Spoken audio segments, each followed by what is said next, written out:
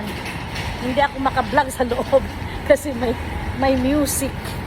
Ay. Pumunta lang ako ng hypermart mga guys kasi dito ako bumili ng manok.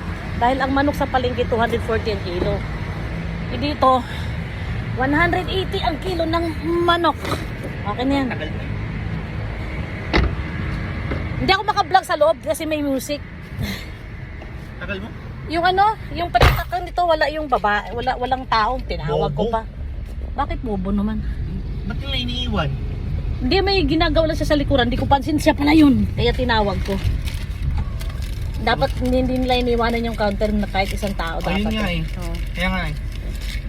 Eh wala eh, siguro nainip siya doon sa lugar niya, wala namang tao kaya Gusto ko nga, naglikit-likit siya. yun. Tatrabaho siya, binabayan siya, wala siyang ginagawa. So tumaas pa yung leeg ko, hinahanap ko yung nagtatatatak nga. Bakit sir? Bakit sir? Pag motor, Bawal pala yung maliit na cart ilabas. So dapat Pwede may yun. may nakalagay sinasaway doon. lang niya, pinapabalik yung card. Pag motor, sinasaway niya, ibalik yung card. Pero pag kotse, Pag kotse, hindi. hindi. Gana Filipino mindset ba? Mindset. So guys, uwi na kami guys. Nakompleto na ng aming sapshuy. Ay, chapsuy. Bumili ka si Lebel. Yeah.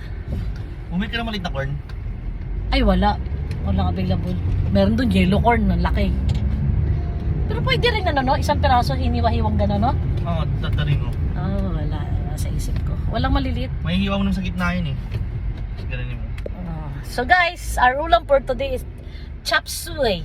Nag-chop suey na ako guys. Pumayag na ako mag-chop suey. Order ng anak kong isa. Siya magluluto. Isda? Kasi nagmura. Ano Ha? ang isda?